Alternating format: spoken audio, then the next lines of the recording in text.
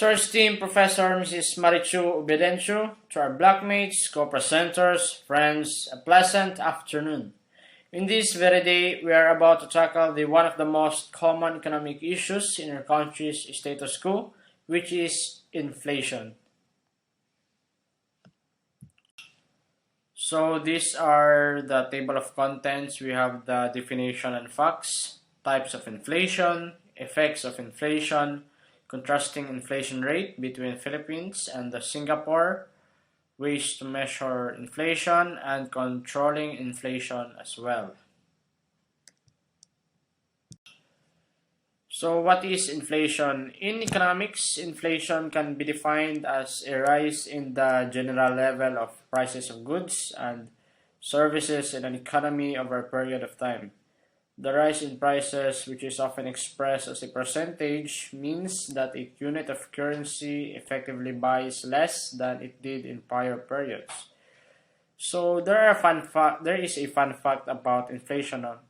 So basically, inflation can kill an entire company, let alone an economy, because inflation can kill an entire company, let alone an economy, because as the cost of raw materials rise, prices of products also rise, therefore affecting demand, thus entailing loss of profit and placing the company's future into uncertainty and impairing the economy as a whole.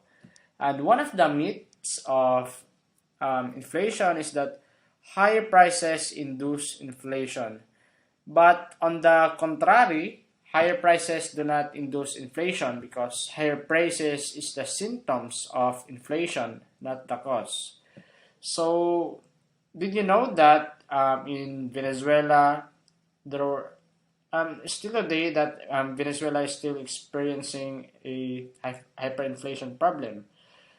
And hyperinflation in Venezuela is that it entails to 87% of citizens that currently living under poverty as of today, and wherein 2 million Venezuelans left the country. So basically, due to the country's rising prices of goods, basic necessities, etc., the citizens are forced to leave the country in order for them to find a better future in other prospective countries, where obviously for the reason that they can satisfy their basic needs as well as necessities, contrary to the outturns of the country's hyperinflation problem. So, as we go further in our discussion, I will be first explaining to you the three main types of inflation, which are demand pull, cost push, and built-in inflation. So first, what is demand pull inflation? This is a type of inflation that is caused by an increase in aggregate demand. In a model of aggregate demand, aggregate supply, it occurs when the aggregate demand curve shifts to the right. In such situations, too much money chases few goods and services.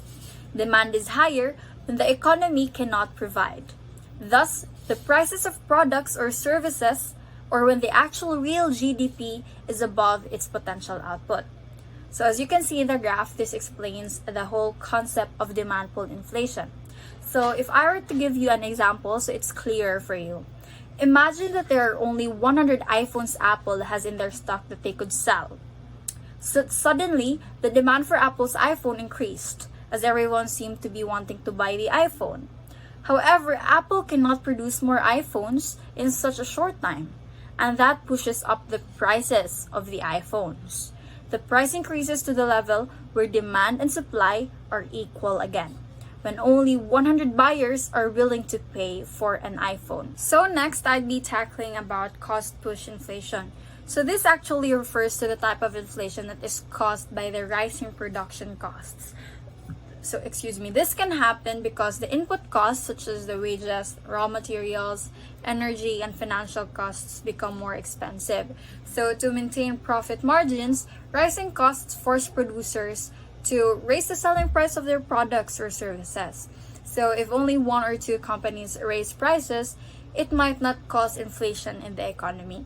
So to have an impact on prices in general, rising input prices have a broad escalation of many producers from various industries. So some causes of cost push inflation actually includes increase in raw materials, devaluation, and also the energy prices.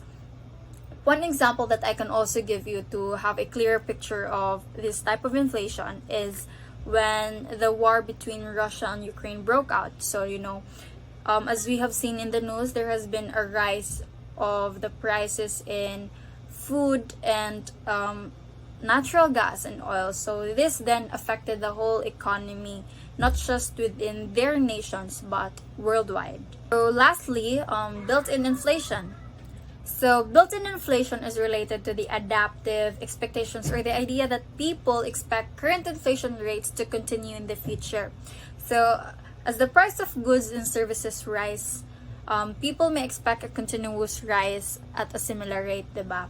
So, as such, workers may demand for more costs or wages for them to actually maintain their standard of living.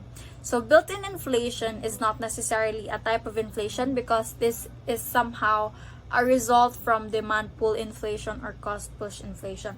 So for it to be more clear, let's say for example, you have $500. You earn $500 weekly. So this $500 is used for buying your necessities, groceries, sanitary needs, whatever. So suddenly prices of these goods increased. So this $500 stops being enough for you. It isn't that adequate for you to buy all your necessities. Therefore, you expect your employer to actually raise your salary so you can return to normal, so that you can afford your previous standard of living and maintain it up until now, despite the rise of increases of goods. So hence, built-in inflation is the type of inflation that results from workers' demand for wages that match the increase in the prices of goods and services. So mainly, it's like leveling your salary. You are demanding for more wages as rise of goods and services are also increasing. So here we have a picture of how does inflation work. So the three types, which are the demand pull, cost push, and built-in, are shown. So to put it simply, inflation represents the rate at which the cost of goods and services increase over a period of time. So let's take note of that. So firstly, sa demand pull inflation, this is when demand for goods or services exceeds the production capacity. Therefore, ang aggregate demand, the demand of the people are much more higher than what's within the production capacity, what the economy can produce. Next is cost push inflation. So this is when the production costs increase in prices because there has been an increase in the raw materials. Therefore, there is also an increase sa prices nato dayon. The next would be the built-in inflation. So this is when when prices rise, wages rise too as a result from the demand of the people in the economy in order to maintain the living costs. So here we have the other types of inflation. On the basis of government control, we have the open inflation and suppressed inflation.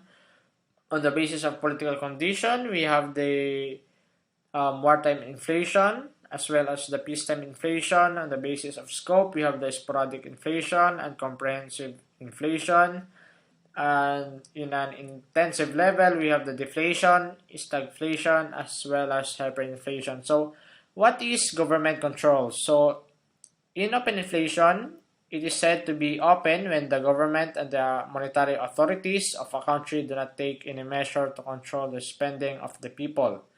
The people spend their increased incomes freely. As a result, there occurs a sharp rise in demand and prices. If the people are allowed to spend their larger incomes on goods freely, prices will continue to rise sharply. And if prices are allowed to rise freely, an open inflation in course of time may develop into a galloping inflation or worse, hyperinflation, which we will be discussing later. And furthermore, it also entails to the former and the latter when prices rise very fast. Suppressed inflation, on the other hand, simply refers to the spending and demand control. Prices do not rise in the controlled sector, but do rise in the uncontrolled sector. Regarding the effects of suppressed inflation, it can be said that it discourages the people to work hard and to earn more as they cannot spend their incomes on desired goods and services freely. Besides, the people begin to buy undesired goods in the absence of a sufficient quantity of desired goods whose supply is under government control. And on the political condition, in the wartime inflation, it is a type of inflation that takes place during the period of a warlike situation. During a war, scarce productive resources are all diverted and prioritized to produce military goods and equipments. This overall result in very limited supply or extreme shortage of resources to produce essential goods and commodities. Production and supply of basic goods slow down and can no longer meet the soaring demand from the people. Consequently, prices of essential goods keep on rising in the market, resulting in wartime inflation. And contrary to wartime inflation, peacetime inflation simply refers to when prices rise during a normal period of peace. It is due to huge government expenditure or spending on capital projects of a development period. Peacetime inflation is also synonymous to comprehensive inflation. And on the basis of scope, we have the sporadic inflation, which simply refers when the prices of only few commodities in few regions rise. It is basically sectional in nature. But for instance, rise in food prices due to the bad monsoon, that event represents this type of inflation. Comprehensive inflation, on the other hand, simply refers to the prices of all commodities rise in the entire economy, contrary to sporadic inflation, which is only sectional in nature. Furthermore, it is also known as economy-wide inflation. And in the intensive level, first, the deflation, which basically simply refers to a general decline in prices for goods and services, typically associated with a contraction in the supply of money and credit in the economy. During deflation, the purchasing power of currency rises over time. Secondly, stagflation. It simply refers to an economic cycle characterized by slow growth and a high unemployment rate accompanied by inflation. Economic policymakers find this combination particularly difficult to handle, as attempting to correct one of the factors can exacerbate one another. Lastly, hyperinflation is a term to describe rapid, excessive, and out of control general price increases in an economy. While inflation measures the pace of rising prices for goods and services, hyperinflation is rapidly rising inflation, typically measuring more than 50% per month. So in this very part, I will be talking about the effects of inflation. How do we concretely see the effects of inflation? Firstly, we'll touch on consumer spending. So temporarily, higher inflation expectations might increase aggregate demand, stimulate GDP, and bring back the economy to its steady-state growth path. However, the effect of real interest rates on consumption depends on assumptions regarding preferences. In addition, households use paper money as a medium of exchange. Higher inflation is an implicit tax on paper money, and it could also lower economic activity.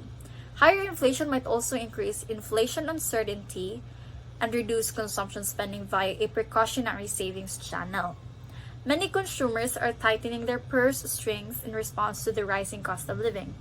So shoppers are prioritizing staples over discretionary goods or big ticket items. In a recorded data in Morgan's research in UK, when it comes to basic staples, demand has been quite resilient. Clearly, consumers seek more affordable alternatives to everyday essentials.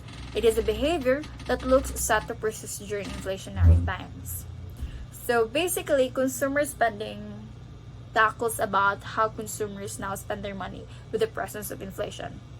So um, essentially, people will buy those that are staples, those are that are very necessary for them to buy, rather than those that are luxury items or discretionary goods.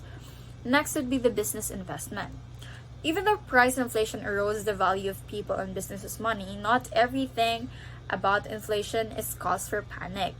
In fact, economists believe a healthy growing economy requires a little level of price inflation, which is why U.S. Central Bank, the U.S. Federal Reserve, uses monetary policy to target a 2% annual inflation rate.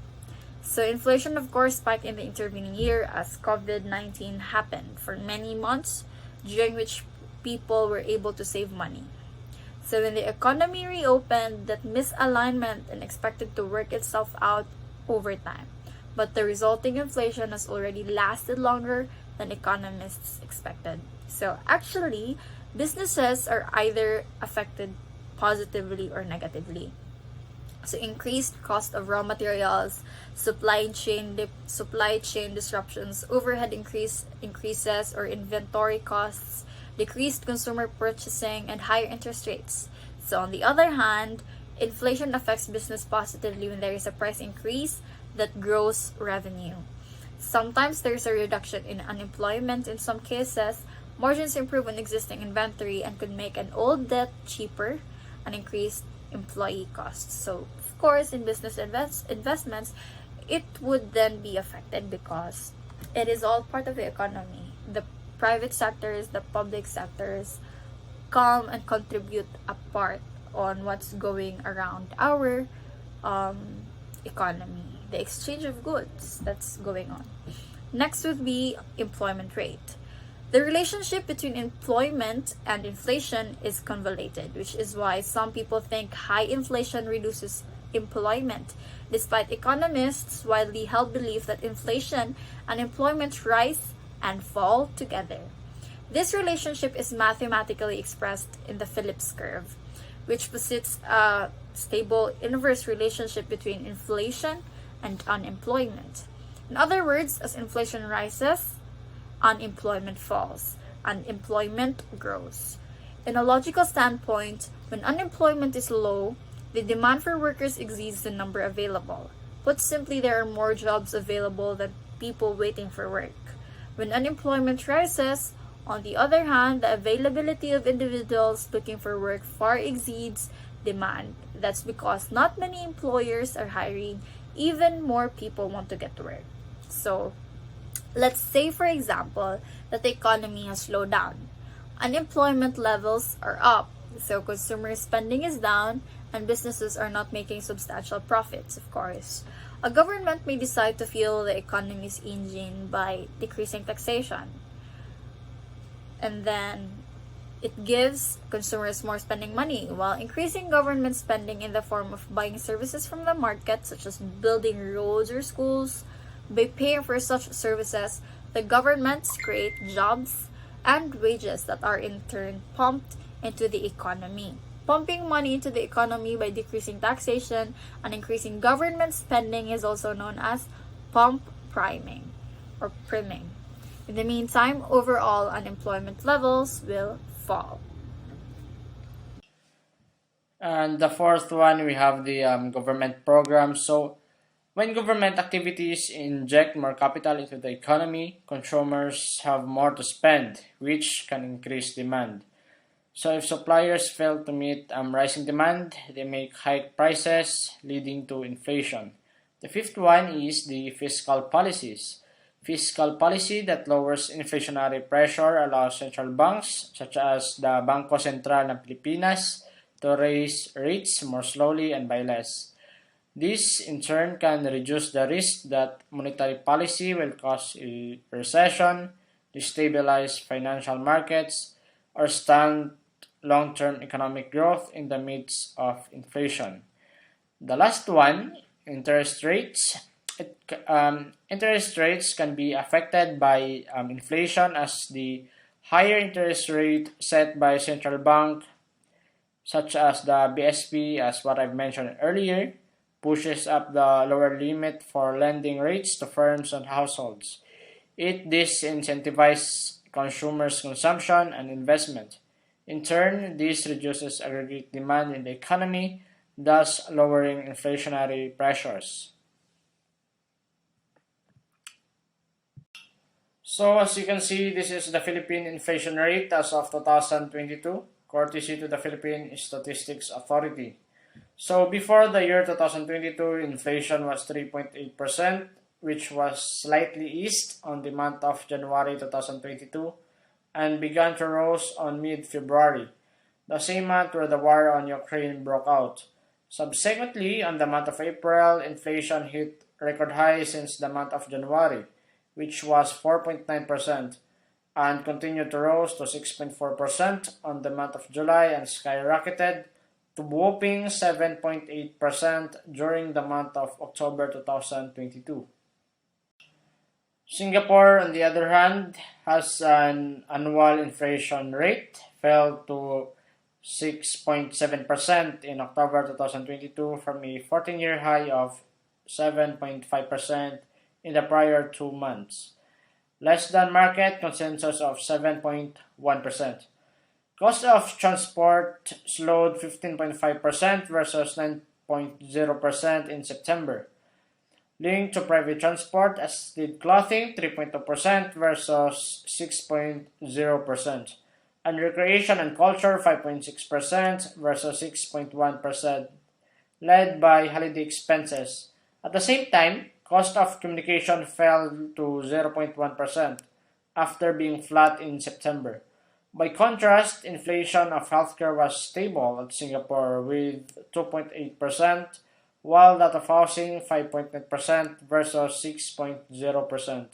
And education, it has 2.0% versus 2.1%, where obviously little has changed.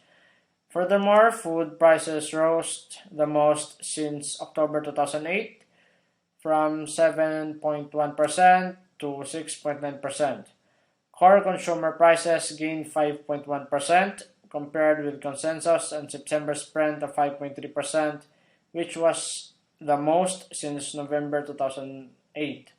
On a monthly basis, consumer prices fell to 0.4%, the first drop in 6 months after a 0.4% rise in October. So, in this very part, I will be tackling about measuring inflation. So we will utilize 3 different ways or formulas rather in measuring inflation. So first is the consumer price index, the producer price index, also known as the wholesale price index, and the inflation formula. So firstly, consumer price index. So, the CPI is the most widely used in the calculation of inflation rate and purchasing power of the peso. It is a major statistical series used for economic analysis and as a monetary indicator of government economic policy. The CPI is an indicator of the change in the average retail price of a fixed basket of goods and services commonly purchased by households relative to a base year. So, to find the CPI in any year, divide the cost of the market basket in current year by the cost of the same market basket in the base year, then multiply it by 100. So here in our slide, we have items such as macaroni and cheese and orange juice. So for the very first period, or the base period, the macaroni and cheese has a price of $3. The orange juice is a price of $1.50. So we will then have a cost of the macaroni and cheese of 12, as we derived it from its amount of 4 multiplied to $3, diba? Kay patsaka buok, and then $3 niyahang presyo, so muna 12. Same as for the orange juice, we have a cost of $3 because it costs for $1.50 times 2 as it's the amount. So we get $3. So if you will then add the cost, the total cost, it will be $15. So for the CPI's formula, we have the total cost current period, which is 15. Kaya diba, mo ni pinakauna nga period, 15. And the total cost base period. This is a very first period. So mo na siya ang 15 gapon siya. And then 15 over 15 times 100 is equivalent to 100. For period number 2, we still have the same items. So nag-change na ang iyahang price. And same amount lang siya. So, $3.10 na siya times 4. We have 12.40. And then, ang orange juice kay 1.65 na siya times 2. We then get 3.30. So, if we will add 12.40 and 3.30, we'll get 15.70. So, again, CPR formula, gamito na to first ang current period nga total cost. So, pila? 15.70, i-divide din mo siya sa base period, which is $15. So, $15.70 over $15 times 100 is equivalent to 104.7. Same process for period number 3. So, yes, that's it. I'm not gonna explain it further, but this is the formula for consumer price index and it works this way. Next would be the producer price index. So, producer price index, also known as wholesale price index, helps assess the rate of inflation, of course. It is calculated by dividing the difference between the two consumer price indexes, or the CPI, by previous CPI, then multiply it by 100. So, here in our slide, diba, PPI is equivalent to current price of basket over base price of basket. So, let's say we wanted to calculate the rate of the wholesale inflation from March 2021 to March 2022. So, diba, 1 year period of time. So, over a period of time. First, we need to gather the PPI value for each of those months. So, sa 2021, naatay PPI nga 122.90. And then, naatay 137.08 by March 2022. So, mauna na din siya gamito na to ang formula. First, we will subtract 137.08 minus 122.90 kay mao man ni siya, diba, ang more siya og current minus ang old.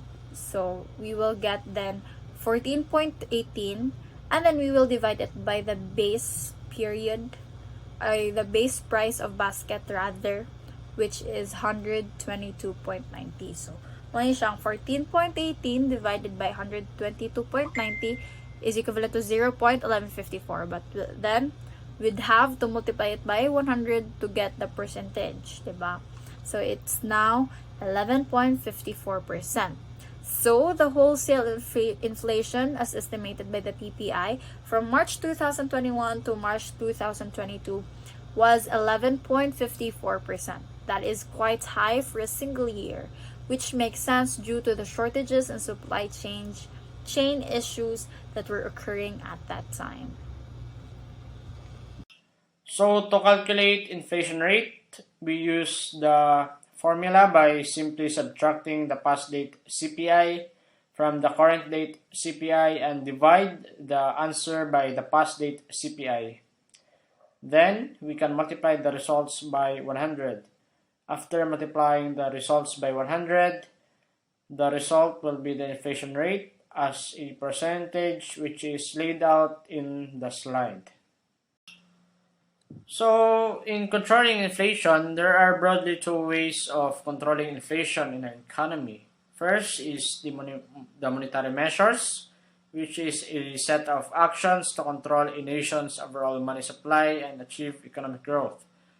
The second one is the fiscal measures. Fiscal measures basically refers to the use of government spending and tax policies to influence economic conditions, especially macroeconomic conditions. So, practically speaking, the most important and commonly used method to control inflation is the monetary policy of the central bank. Here in the Philippines, as what I've mentioned earlier, we have the Bangko Sentral ng Pilipinas. And most central banks use, such as the BSP, they use high interest rates as the traditional way to fight or prevent inflation in a general level. So, what are the monetary measures used to control inflation? So, one, we have the bank rate policy.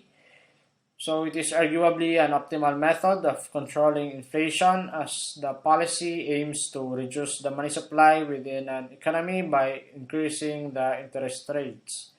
This simultaneously helps low economic growth by making credit more expensive, which reduces consumer and business spending. The second one, the CRR or the cash reserve ratio, helps control inflation as the Bangko Sentral ng Pilipinas can increase CRR to prevent banks from lending more. CRR also ensures banks have a minimum amount of funds readily available to customers even during huge demand. CRR serves as the reference rate for loans. The third one is the market operations. So basically, market operations can control inflation because when treasury bills are sold to commercial banks, it decreases the money supply.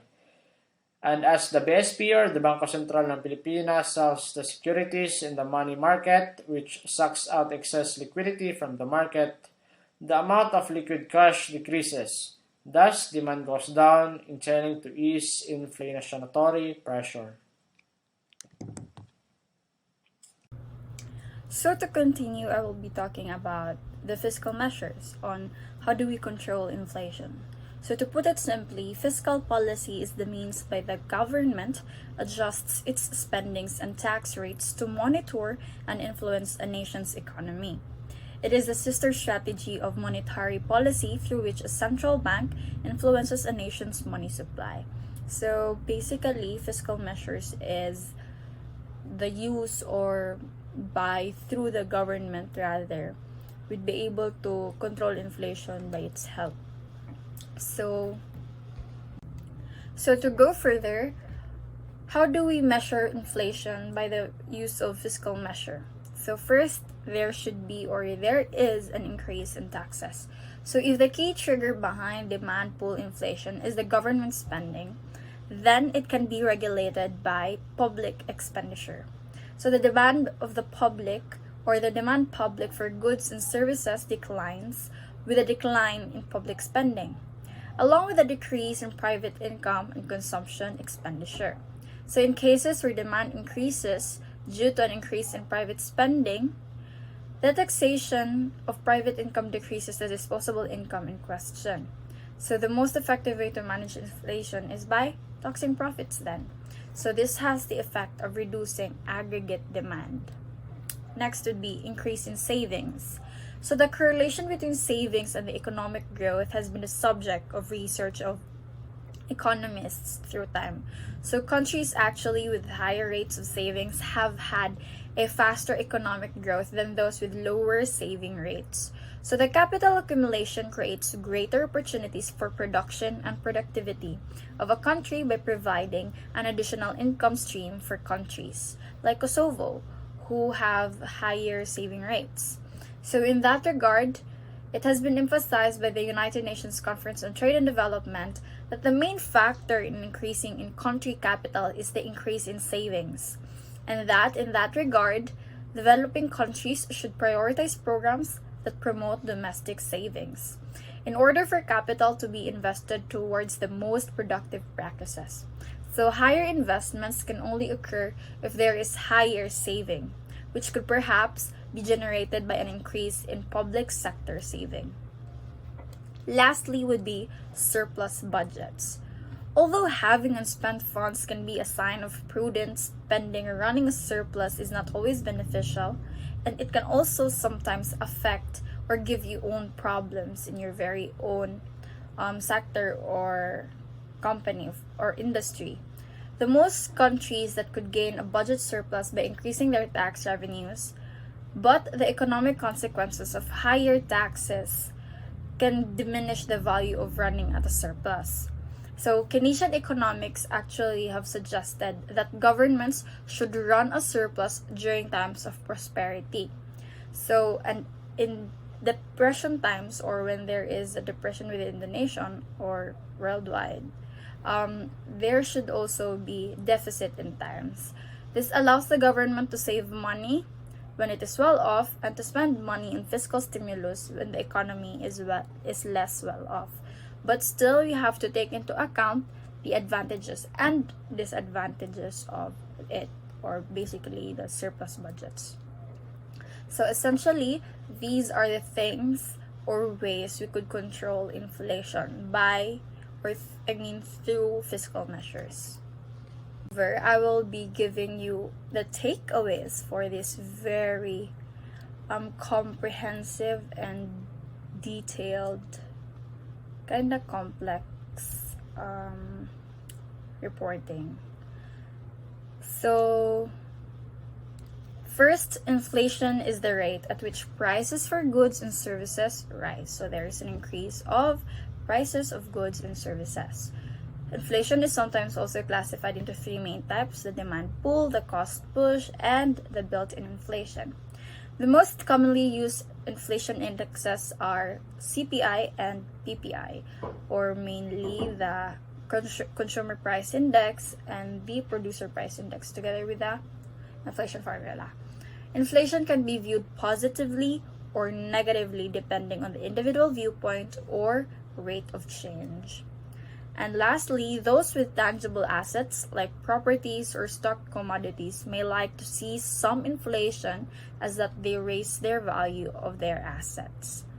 So essentially, there are a lot of things that we have to understand more about inflation. That would be all, and we look forward to hear from you, ma'am. Thank you.